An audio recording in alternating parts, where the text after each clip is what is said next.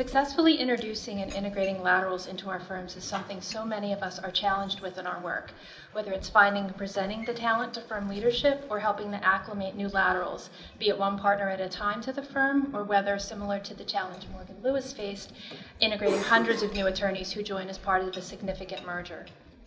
Many managing partners claim that their key strategy for firm growth is the addition of laterals, and a large portion of them consider it to be a very effective strategy.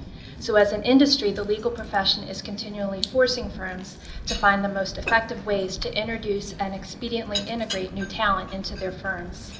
Among the most effective ways to make that happen is for marketing, business development, and recruiting teams to work together. ALM's report last year, their lateral report that came out in February that talked about their 2014 stats, it said that there were 2,700 lateral moves within Big Law in the past year. So if you think of that, only a quarter of them worked out. That's 2,000 jumps within Big Law that didn't work out. And that doesn't even calculate the bigger problem, the cost to firm culture, to client service, and firm revenue every time an attorney leaves.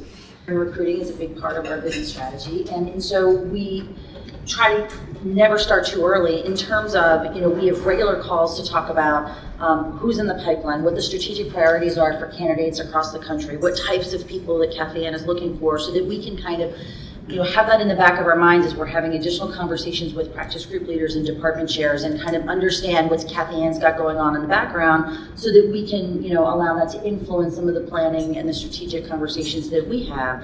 I did want to point out the reasons for laterals. A lot of folks, it is true that it's a way to raise revenue, and for many legal markets, there's only a certain amount of dollars, right? Because companies in a various amount of businesses are trying to manage their legal spend.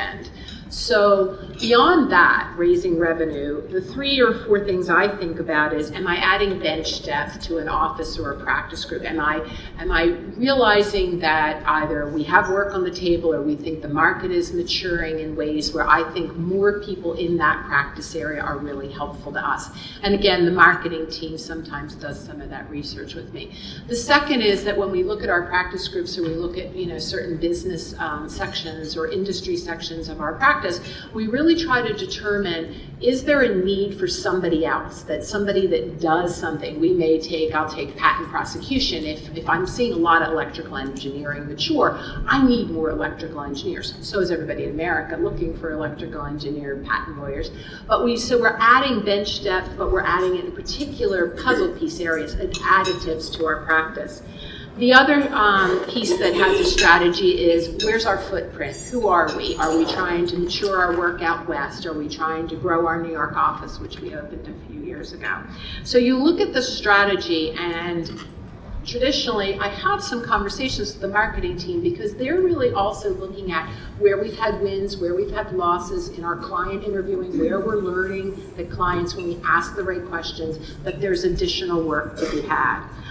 And whether we have that introductory conversation, during the recruiting process or after, we know that they're coming on board, we take that information in. And one of the things about our conversations with Cathyann, they're not limited to, I've got a person, they do this, they're in this city, have a nice day. She gives the background on why it is, the why Ballard, what they're coming, what they hope to do, and where the intersections are, who they've interviewed with, and where we think the synergies are. So then from that point, even before we know that they're definitely coming in the door, we start to have conversations around the strategy related to how we're going to promote them, how we're going to handle the announcements. Is there something else happening across the firm or that we know that's coming that we can leverage to get additional coverage? And then the other piece of it is, we think about, what is the, from all the strategic elements, to the firm, to the office, to the practice group, to the department, and then we identify the high points where we can, focus on the strategies to get the biggest bang for our buck. The other big piece is their impact on the budget.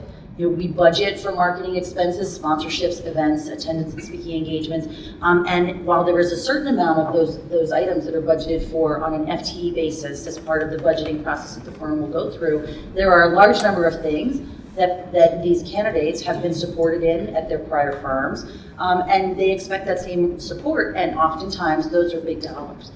They're not a $500 golf outing. They're a $20,000 sponsorship with, $10,000 giveaways. One of the biggest challenges I think we've seen is making sure that as with already in place client teams, that we're identifying how to fold these folks in so that we can make sure we leverage their relationships. In a number of cases, they're coming to us because they're adding to the practice mix and to the bench strength. And so we want to make sure that we leverage that and the cross-sell that's related to it by making sure that we're constantly pushing them into existing client team situations. We've really learned getting to know our laterals that every single one is unique.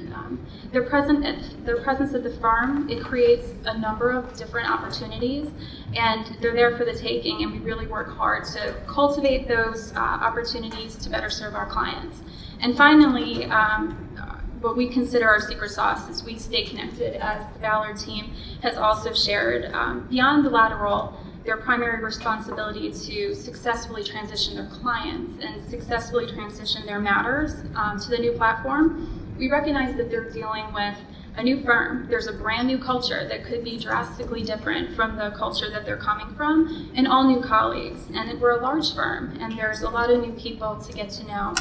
We really work hard on making sure that they feel part of things and that management is checking in with them on a regular basis.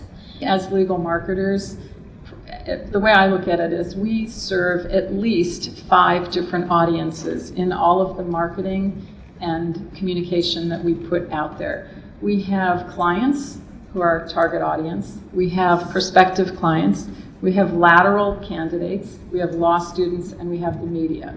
So part of my approach in how we do things in the BD and marketing department is the lateral candidates are another very, very important audience in all that we do from a marketing materials perspective. So there's a whole orchestrated and very well choreographed process around integrating the laterals before they've even joined. And at this point, we are also working with those laterals, making sure that they're reviewing the press release, that they're reviewing the bio, and that they're signing off on it. So that's, I think, a very important process, and I think that's part of what has made our onboarding very successful. We're not sort of, hair on fire, oh my gosh, someone's joining, what should we do?